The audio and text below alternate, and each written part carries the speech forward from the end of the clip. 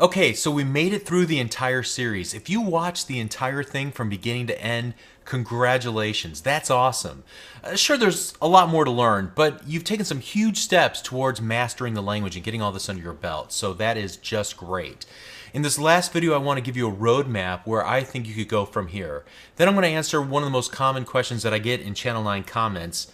Which book should I buy? And you realize when you ask that, it hurts my feelings, right? I'm just kidding. It does help to own reference books. Clearly, I have a number of them myself. Life has many teachers in many different contexts. Videos have their place in the learning process, as do books, in-class training, and so on. So first of all, let's start with the roadmap. Let me talk about the things that I didn't talk about in this series and that you may want to investigate a little bit more on your own. We didn't talk about built-in methods for string manipulation, how to chop apart a string, grab different parts of a string, concatenate strings together in various ways. We didn't talk about any of the built-in math functions available in JavaScript.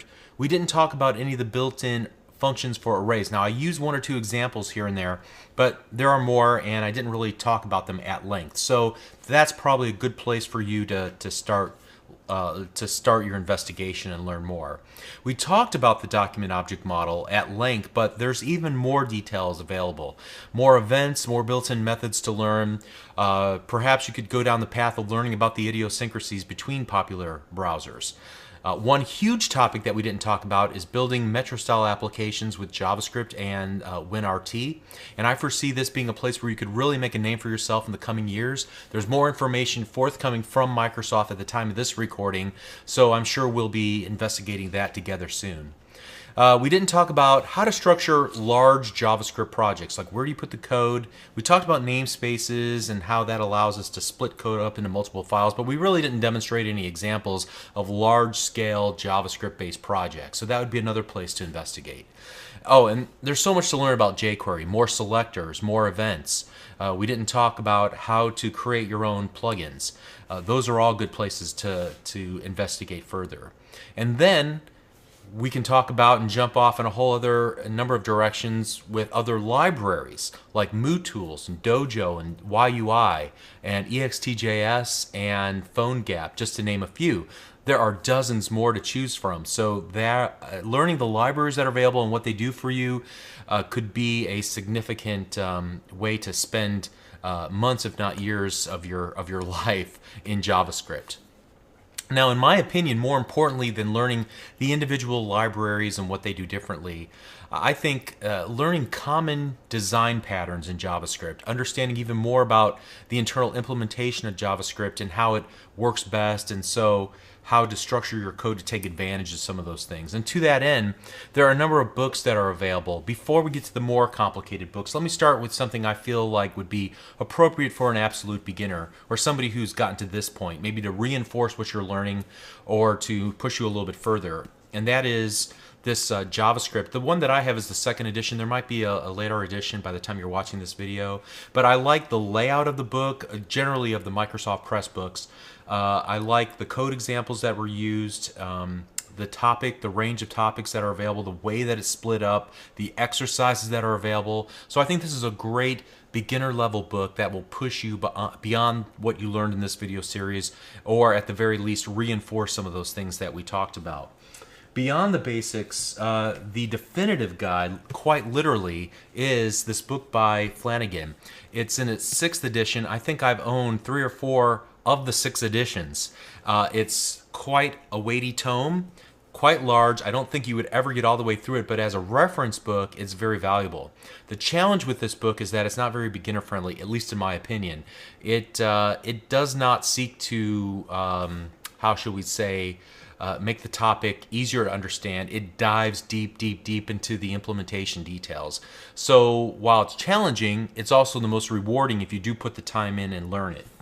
Along those lines, this book by Crockford, who's considered, I wouldn't say the father of JavaScript necessarily, but he's definitely deep in the implementation of, for example, the YUI library, and he understands the internals very well, considered an expert in this regard.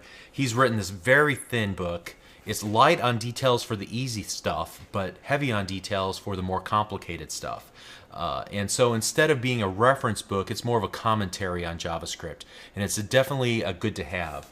Another book, once you get past that, is to look at JavaScript patterns.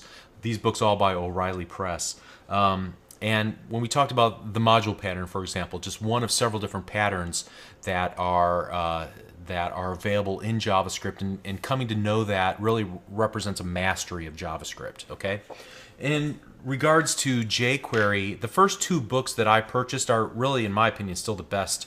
They're written both by the same author.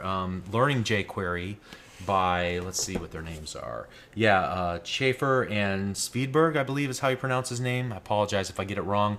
But they're both very active in the jQuery forums. You'll see their names popping up often in the documentation, like in the Disqus comments below. And then also the jQuery reference. These are the first editions of both of these books, and I believe that they have newer editions available now. So at any rate, that's what I would recommend in terms of books, and there are plenty more to choose from. If you're ever unsure, just do what I do. Look at the comments, the feedback at Amazon.com, or go in the bookstore and just see which one pops out at you. It has the topics presented in the way that's most understandable to you. Okay?